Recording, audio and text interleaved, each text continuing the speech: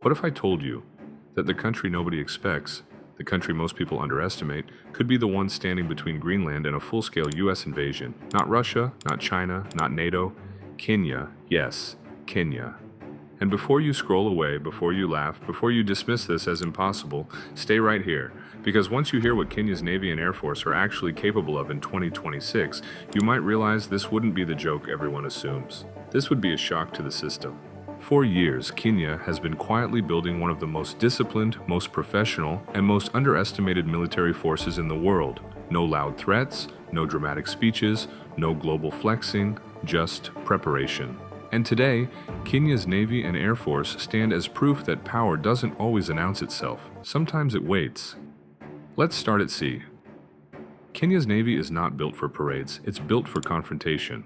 Fast, lean, aggressive.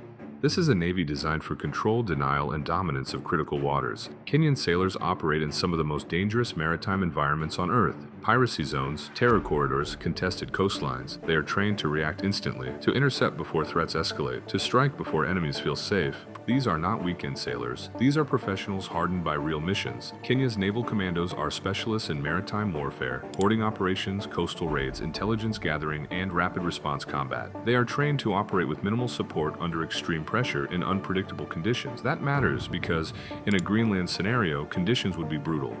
Freezing temperatures, hostile seas, limited margins for error. And Kenya's Navy is built for adaptability. They don't rely on overwhelming firepower. They rely on timing, positioning, and coordination. That makes them dangerous in environments where even advanced fleets struggle. Kenya's Navy wouldn't try to outgun the US Navy. They wouldn't need to. They would disrupt supply routes, force escorts, create uncertainty, and suddenly, nothing moves freely. Now look up, because this is where the conversation changes.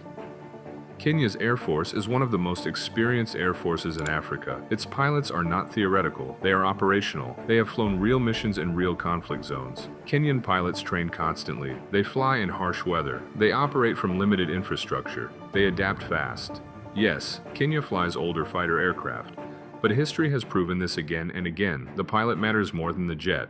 A skilled pilot turns limitations into weapons. Kenyan air doctrine focuses on precision, timing, and efficiency. They don't waste fuel, they don't overextend, they don't fly blind, they plan, they strike, they vanish. In a Greenland defense scenario, Kenyan aircraft wouldn't be flying randomly into danger. They would be integrated into a wider operational picture. Air patrols, interception missions, and defensive coverage of key zones. Picture Kenyan jets flying through Arctic skies, not as showpieces but as problem solvers. Each sortie forcing recalculations, each interception complicating dominance, each mission proving that control is never absolute. And here's the part most people ignore. Kenya trains with the United States. That means Kenyan pilots understand American tactics. Kenyan commanders study American doctrine. Kenyan planners know how US forces think. That knowledge is priceless. When you understand your opponent's habits, you don't panic, you predict. Kenya doesn't need to guess how America fights, Kenya already knows. But military power alone doesn't decide wars. Politics does. Kenya is not reckless. Kenya does not chase war. Kenya does not jump into conflicts for attention. Kenya's foreign policy is calculated, diplomatic, and rooted in principle. Sovereignty matters, international law matters, stability matters. Kenya believes that no country, no matter how powerful, has the right to impose its will through force. So what does Kenya actually say about Greenland and America? Officially, Kenya supports peaceful resolution. Kenya supports dialogue. Kenya supports the right of people to determine their own future. Kenya does not support invasions, and that's critical because in a world where a powerful nation crosses a line, the response isn't just military, it's moral, and Kenya understands that. Let's be clear, there is no confirmed US invasion plan. There is no official declaration. This scenario is hypothetical, but geopolitics isn't about what is announced, it's about what is possible, and the possibility of global backlash against an illegal invasion is very real. In moments like that, countries are forced to choose, and Kenya does not choose silence. So, would Kenya send troops to defend Greenland? Realistically, Kenya is not obligated to do so. There is no treaty forcing Kenya to fight. There is no automatic trigger, but Kenya has options: naval deployments, air patrols, military advisors, logistical support, diplomatic leadership, and each one matters because intervention doesn't always mean war. Sometimes it means presence, and presence alone can change everything. Now let's go fully hypothetical. No diplomacy, no restraint, just escalation. If Kenya fully committed its Navy and Air Force to defending Greenland, if this this became a real confrontation, the impact would go far beyond numbers. The psychological effect would be massive.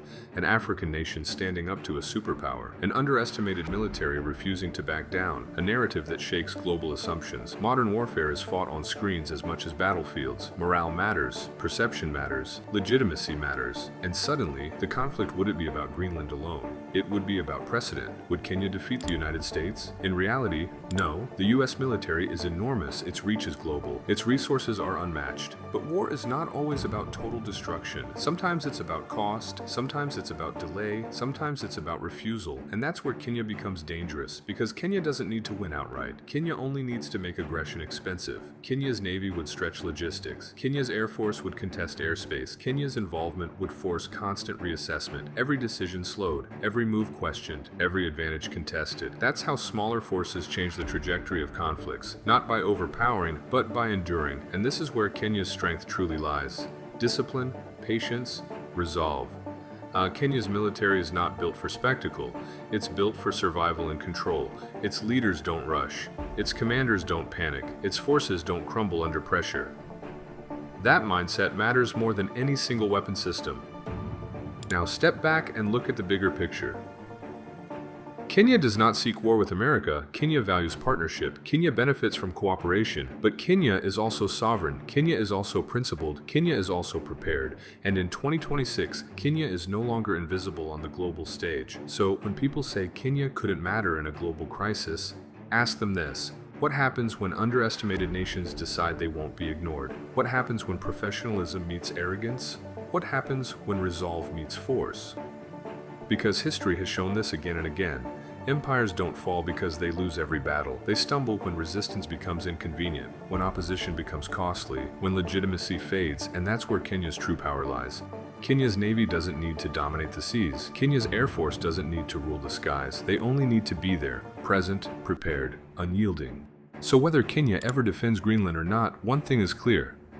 Kenya's military is real. Its capabilities are underestimated, its voice is growing louder, and the world is entering an era where unexpected players matter more than ever.